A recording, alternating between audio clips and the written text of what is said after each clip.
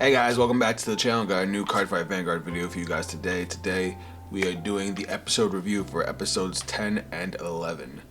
So if you guys checked out episode 10, you will know that it didn't really have a card fight in it. It was just a lot of story, but it was a lot of story that really set up the rest of the show. And you see what was going on the entire time. We got the reveal at the end of episode 9 that the masked person was actually... Spoiler alert if you haven't watched it. If you haven't watched it, go watch it. It was Hikari from the future, and her Fated One card is the Fated One of Time. So episode 10 was her entire backstory, which we're going to cover pretty quickly. And then we're going to jump into episode 11, where Hikari and Akina actually fight it out, because Hikari doesn't want Akina to fight Suo. We're going to get into the why and what's what. I hope you guys enjoyed the episode. These episodes do take a lot of work for me because I have to go through the episodes, take a shitload of screenshots, edit it all together. I write out all the effects and whatnot to make sure you guys have proper information. So if you guys enjoy these, please drop a like on the video, share it around if you can, and subscribe if you're new to the channel. That's enough from me. Let's jump in and check it out. So, episode 10. The reason I didn't cover it the week it came out was because there was no card fight. I was going to wait for episode 11 and just blow through it all at once. Especially with episode 11, we got a lot of card reveals, and I'm really excited to see the future of Keter Sanctuary and what's going to happen next with the format. But the episode starts off, we find out what's been going on with Hikari, and we find out that Hikari came from the future to stop the Fated Clash because Akina is supposed to die because of Suo. And because of that, Hikari had tried to stop everybody from fighting, nobody listened to her. The only person that gave her a listen was Taizo. And there's actually a reason why she asked Taizo for help, and we're going to get to that in a minute. But in her timeline, yeah, she comes from a few... Technically it's the same timeline, but she's from the future. But you know, multiverse theory. So in her timeline, the final match of the Fated Clash was Akina versus Suo, just like it is in this one. Except that Suo won because of Blangdemeyer. Blangdemeyer was able to stop Raziel's skill and was able to beat Akina. Now, the thing that got crazy was when it came down to the wish. Suo didn't have one. Suo is always the I am nothing, I have nothing, and all that. I want for nothing. And I guess Blangdemeyer took that as a wish and reduced everything around them to nothing. It was crazy. He basically created a black hole, and everything, the little arena they were playing with, everybody that was there, even a chunk of the mountain was just deleted. Hikari tells the story of the last time she saw Akina and how he said, you know, he's going to be out late, but then he never came home. One of Akina's friends shows up, the one that, you know, had the crush on Mikoto, and basically tells Hikari to check the news, and they see what happened with this crater. And immediately she thinks that had to be it, that had to be something that happened with Akina. So she goes there she tries to go there by herself. He follows. They find the spot where the black hole opened up and see the giant chunk missing out of the mountain, and she just breaks down and starts crying because she knows in her heart that he was there. His friend tries to comfort her, doesn't really work out, and the next thing we see is Hikari passing out missing persons flyers, and we get a couple time skips and we just see her doing that until she eventually collapses in the snow. We fast forward 3 years later and Hikari's still in the hospital. From the hospital, she's looking out the window, it's raining, and then she sees a feather fall, similar to what happened with Akina when he met Raziel. Except she looks down to where the feather fell, and she sees Akina holding an umbrella. So she freaks out, she tries to run outside, she actually bumps into Taizo. Taizo has no idea who she is here, because... Again, we'll get into that in a second. But she gets outside, she doesn't see Akina, she picks up the feather, and she just starts walking.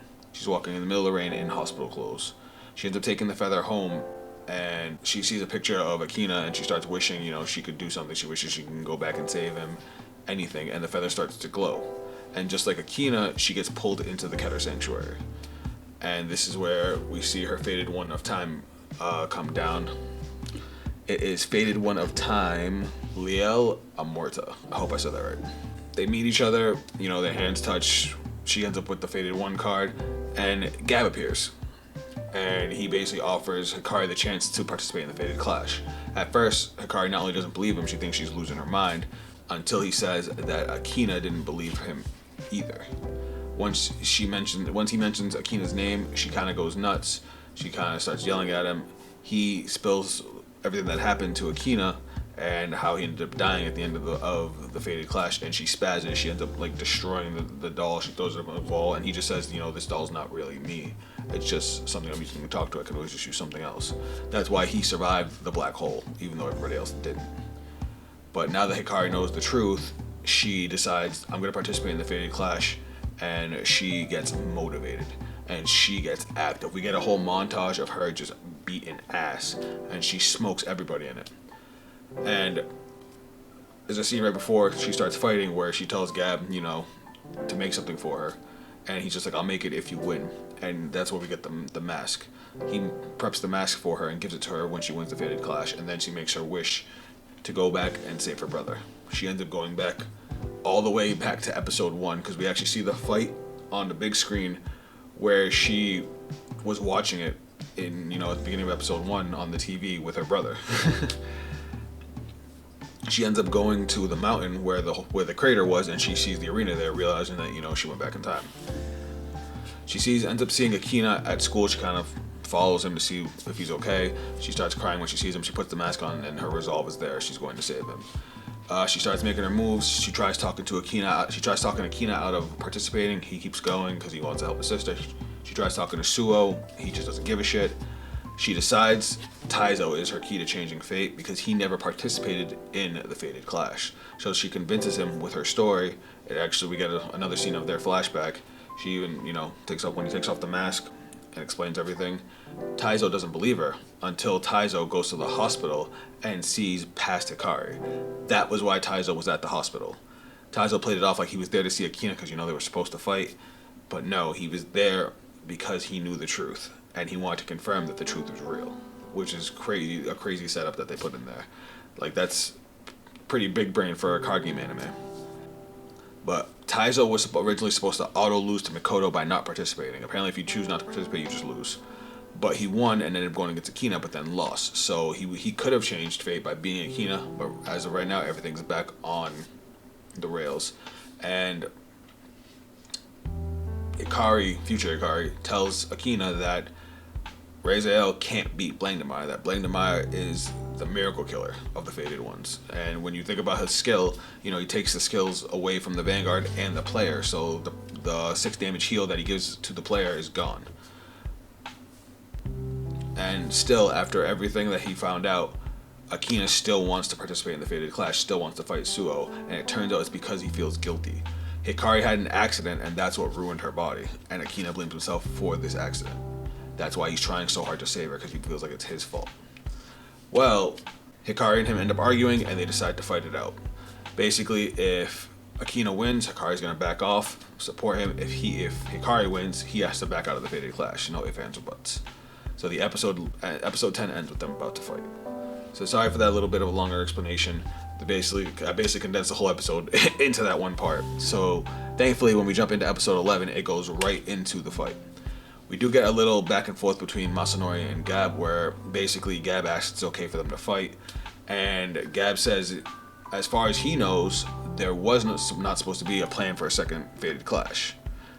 So if there was a second Fated Clash, that means that the first one had a undesirable set of consequences, which ended up in, all the Fated Ones dying. But we jump into the fight, and here we go. Fight starts off, Akina goes first. He rides Patrol of Gust Ventesta. He sets his energy generator, passes his turn. Now, I say this at the beginning of every episode. If you guys have watched any of my other episode reviews, you guys know I'm not going to say they draw at the beginning of every turn or they charge their energy generator. They use Energy Blast. They always end up having cards. It's implied that they do it, since it's supposed to be an automatic game mechanic.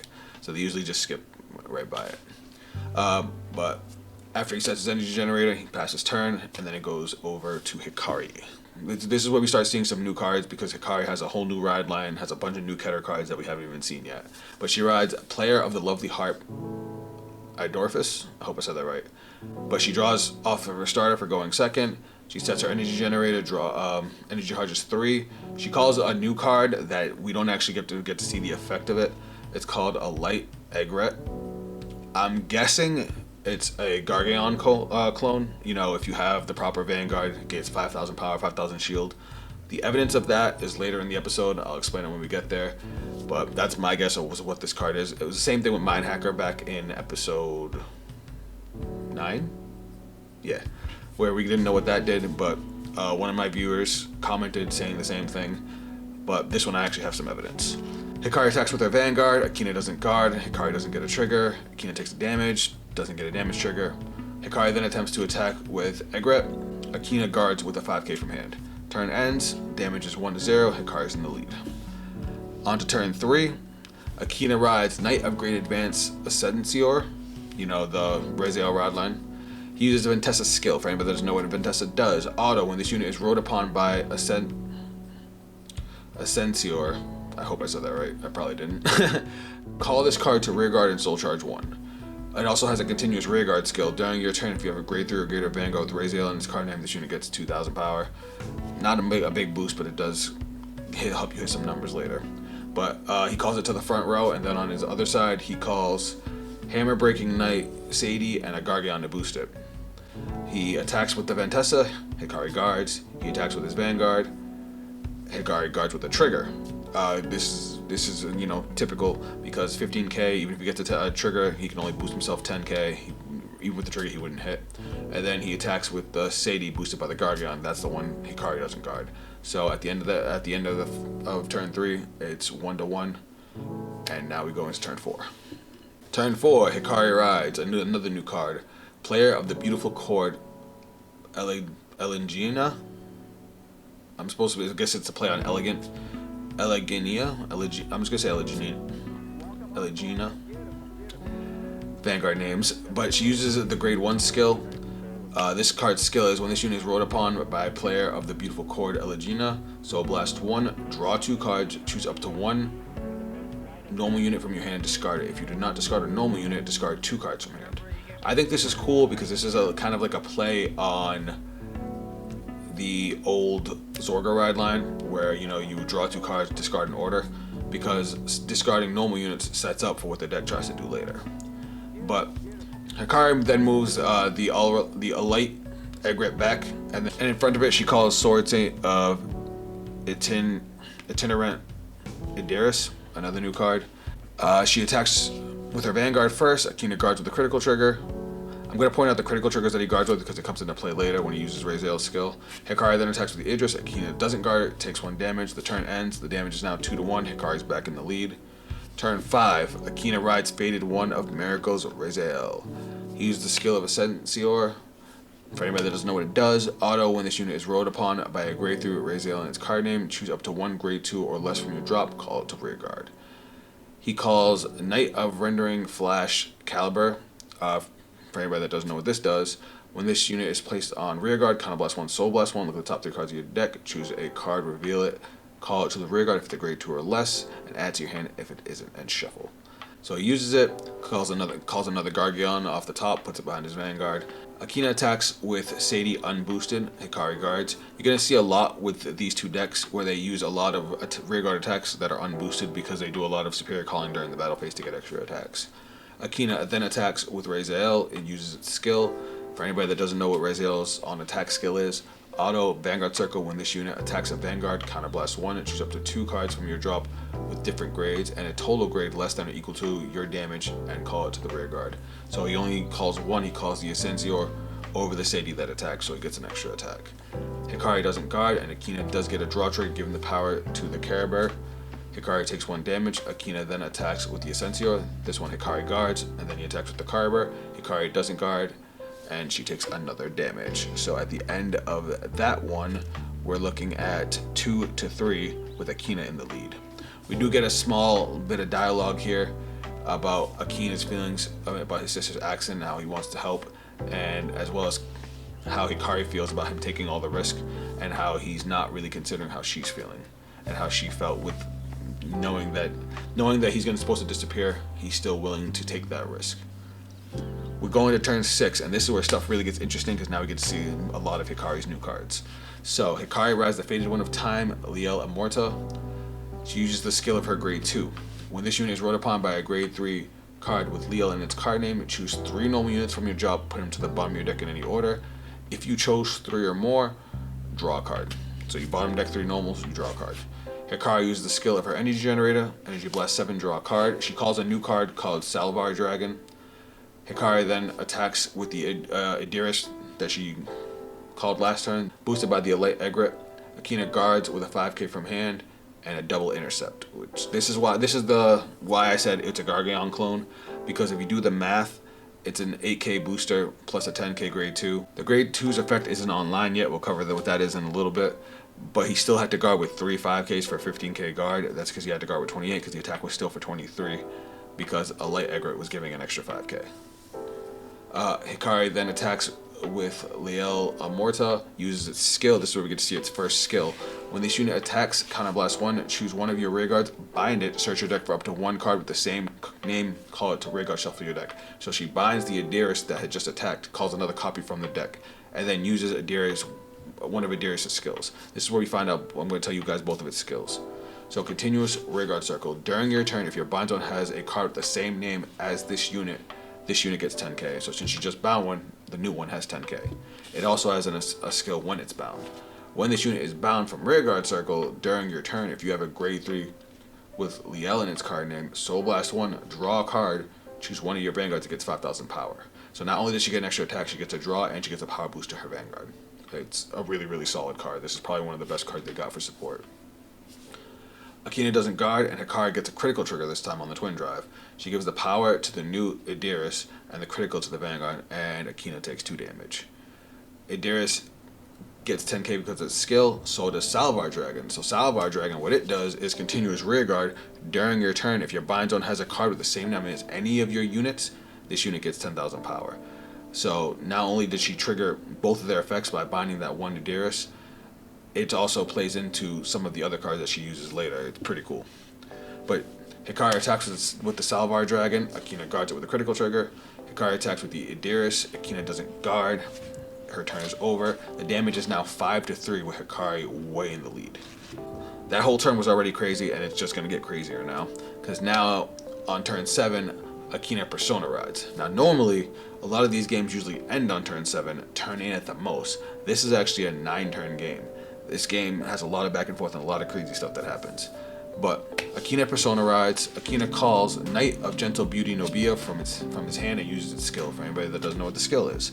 Auto, when this unit is placed on rear guard, if you have a grade 3 or greater with Raziel in its card name, Counterblast 1, look at the top 3 cards of your deck, choose one grade 3 or less card from the rear guard, call it to the rear guard, put the rest of the bottom deck in any order. If it is your battle phase, reveal the card and put it into your hand instead. Auto, rear guard, when this unit attacks a grade 3 or greater unit, if you have a grade 3 with Raziel in its card name, Soul Blast 1, and this unit gets 10,000 power until the end of that battle. Akina calls another hammer-breaking knight, Sadie, and uses its skill. So he played the Nobia, called Sadie off of it. Sadie's skill. When this unit is placed on rear guard by a card ability, Counterblast 1, draw a card, and this unit gets 5,000 power till end of turn. So nice little combo there. Akina uses Raziel's Divine Skill. This is why I was mentioning the critical triggers. Again, for anybody that doesn't know Raziel's Divine Skill, it's Vanguard, Vanguard, Soul Blast 1, return all critical triggers from your drop to the deck and shuffle. He returns 4. And this unit gets +1 drive until end of turn. Until the end of the fight, you cannot ride units without Raziel in their card name. And you get, when your damage check reveals a trigger unit other than a heal, if your damage zone has 5 or more cards, choose a card from your damage zone, heal it, and then you lose this ability. This is the miracle that we know about. But now we go into battle phase. Akina attacks with Nobia, Hikari doesn't guard. Akina then attacks with Sadie. Again, Hikari doesn't guard, so now she's at 5 as well, but she gets a damage trigger this time, so that helps with her defense for the rest of the turn. Akina attacks with Raziel and uses its skill to call Gigantic Masher and Knight of Bow Streaks Nibiris from the drop. Nibiris is a new card, we're going to get to him in a second. Hikari uses a perfect guard on the Vanguard attack. Akina does get a critical trigger this time and gives both effects to Gigantic Masher. And then on the third check, he gets a front trigger and gives 10k to the front row. Akina then attacks with the Giga Tank, and with all of the boosts plus its own skill, it ends up swinging 58k power for 2 critical. Real quick, what its effect is: continuous rear. If your unit was placed on rear guard by the ability of your Vanguard with Raziel in its card name this turn, this unit gets 15,000 power until the end of turn. This thing's cool because it gets the power boost even if you call something else. Hikari guards with an over trigger, putting her up to 73,000. So 1 card done. This is where I started to get a little upset with the episode. The episode was still good, but this is the first fight since in the entire season to have over triggers. And I was really happy about that because I was hoping for a format without over triggers. I know they're a part of the game and they're not going anywhere, but they're probably the one thing in the game right now that I'm not the biggest fan of. They just feel bad. And yeah, you'll see more shenanigans in a second. But she blocks it with the over trigger. Akina attacks with the Nilberis, boosted by the Gergeon, and with the boost and its skills, it actually ends up swinging for 53,000 power. Nilberis' skills real quick, because they do actually matter a lot. Auto, when this unit is placed on rear guard by your grade 3 or greater Vanguard's ability, this unit gets 10,000 power to end the turn. Listen to this second skill, I really like this second skill. Auto, rear guard circle, at the end of the battle that this unit attacked, if you have a grade 3 or greater Vanguard with Raziel in its card name, Energy Blast 3, put this unit into your soul, draw a card, then look at the top card of your deck and put it to the top or bottom of the deck. So not only does it replace itself, it also lets you stack the deck, which is crazy for Raziel because, you know, a lot of times you want to get to either those heals or those crits, so that way you can heal yourself if you end up having to take 6 damage. But Hikari guards this attack with 2 cards, and then Akina uses Nilberis' end of turn skill, leaving a card on top of the deck though after he draws. Now at the end of turn, damage is 5 to 5 even, but now we go into turn 8. And this is where Hikari's going to push for game. Hikari Persona rides. Hikari calls Shival Maya, the critical trigger, behind the Vanguard, and then she calls Divine Knight of Deeply Laid Stratagems, suggests over her Salvar Dragon, retiring her Salvar Dragon. She did that because she's definitely going for game. Hikari attacks with the Adiris with no boost. Akina doesn't guard and goes to 6 damage. He gets a critical trigger because, you know, he stacked it on top of the deck so he knew it was coming, and he heals using Raziel's skill. Hikari attacks with Liel Amorta and uses its skill to counterblast 1, bind the new Adiris, and call another one from the deck. So this is her 3rd Adiris. Hikari uses Adiris' skill to draw a card and give the Vanguard plus 5,000 power. Akina guards, and Hikari gets no triggers. Hikari uses Liel Amorta's Divine skill. Now we get to see the Divine skill. Auto Vanguard, at the end of the battle that this unit attacked, if your opponent is a grade 3 or greater, choose a card with the same name as this unit from your drop and ride it as stand. If you rode that unit, gets -1 drive check until the end of turn. So it's basically a restander from the drop. Hikari attacks with her new Adiris. Akina plays the Blitz Order Heavenly Bright. I didn't even know this was a thing. You play this with an Energy Blast 2, you look at the top card of your deck, and you can call it to Guardian Circle or leave it on top of the deck. Again, perfect for the playstyle of Raziel because either you're getting a shield or you're stacking a trigger on top of your deck. But if you call the card you called to guard with gets plus 10,000 shield until the end of that battle. This is like their version of Dragon Empire's Defensive Roar. Defensive Roar lets you call a card from hand, it gets 10,000 shield, but then that card bounces back to your hand after you guard with it. Akina calls a grade 2 off the top, it's Nobia, and he gives it plus 10,000 shield, so now it's a 15k, and then he guards with another card from hand. Hikari then attacks with Sarjas and uses its skill. I didn't even know this did this. This card is actually in the game currently, and I didn't realize it was this powerful. But what it does is, continuous rearguard or guardian circle. Your opponent's drive or damage check reveals a trigger unit. This turn, this unit gets 10,000 power and 10,000 shield. Alright, this was already cool. Every nation has this, and I just didn't realize the second effect that we're about to go over was this strong. Auto rearguard circle once per turn. When this unit attacks, look at the top card of your deck. Put it on top of the deck or into the soul. Again, more stacking, more digging. Counterblast 1 and perform all of the following. Choose one of your opponent's vanguards with 15,000 power or more and increase this unit's power by that unit's power until the end of that battle. So basically, this card says, screw your damage triggers. So the fact that he pumped himself up with a damage trigger now makes this thing humongous. And then it has a second effect. Remove an over trigger from your drop. Choose one of your other front row units and it gets 15,000 power until end of turn. So since she guarded with her over trigger last turn, she's now giving her new Vanguard plus 15,000 power. So because of the power boost of this card was swinging for like 50 something, Akina was forced to perfect guard it. Hikari attacks with her new Liel Amorta and uses its skill to bind Sarjas and then call another copy from the deck. So that gives her another attack, so she's getting a 6 attack turn.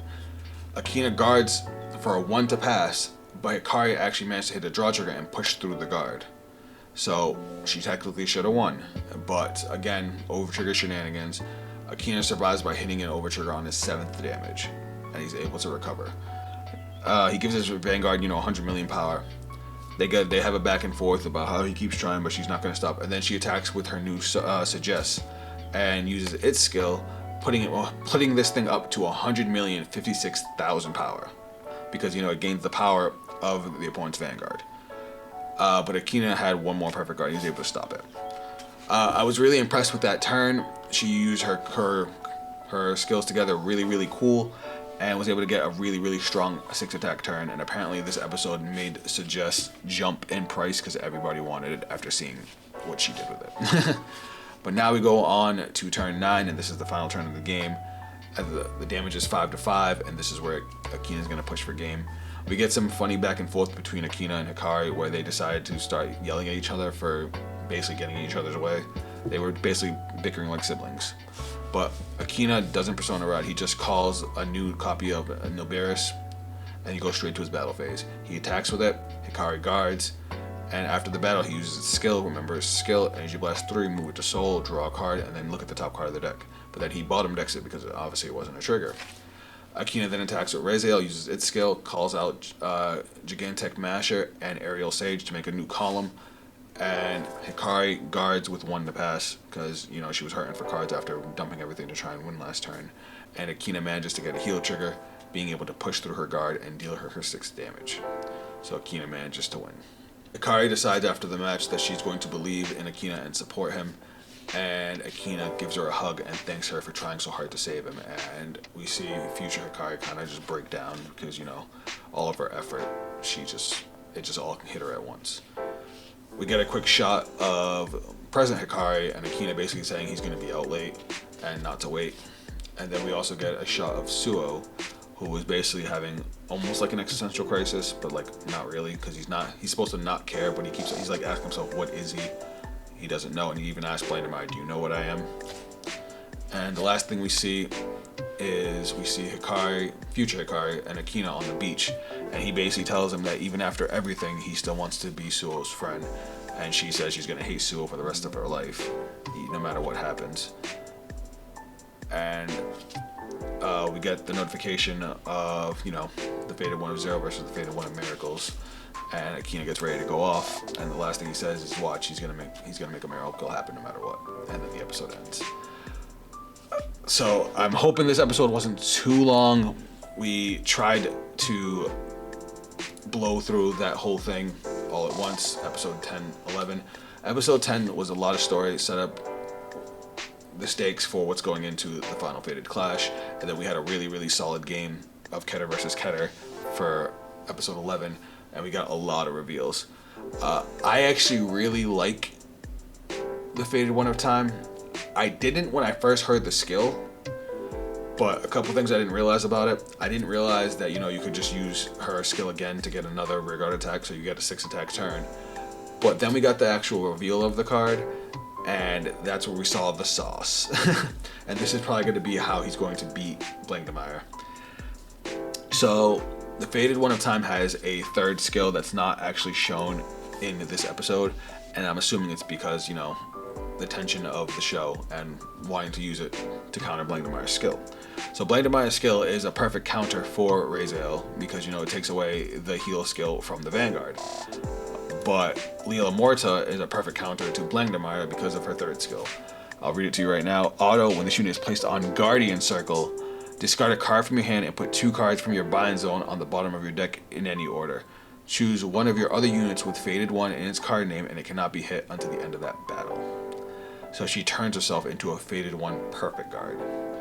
And since Blandemire says you can't guard with Sentinels, this card doesn't have Sentinel, so you can still guard with it. It does take setup because you do have to send 2 bound cards back to deck, but it doesn't say they have to be face-up bound cards. So Blandemire binds your rear guards and literally sets this card up for you to be used defensively. So that's how we're assuming that he's going to beat Suo with, is this card, which would be her changing his fate. So she would get her wish, he would get his wish, and everybody lives happily ever after. But let me know what you guys thought of these 2 episodes. Again, if you guys enjoy these breakdowns, please let me know down in the comments, or just like the video. It really means a lot to me because I do put a lot of work into these videos. If you guys want to check me out on social media, those links will be down below. Keep an eye out. Tomorrow we'll actually be releasing a video using Lila Morta, and I would love to hear your guys' thoughts on it. That is it for me, and I'll catch you guys in the next video. Later.